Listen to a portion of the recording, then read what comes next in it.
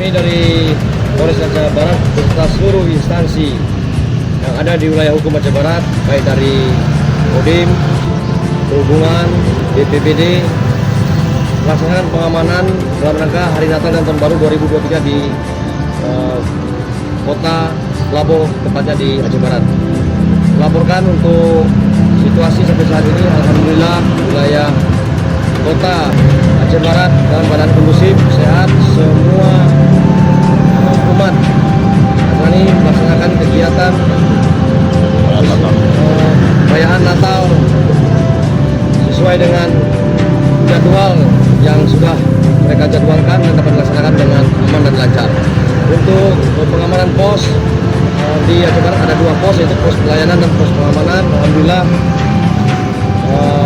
seluruh personil juga melaksanakan pengamanan pada hari ini dengan gembira dan humanis.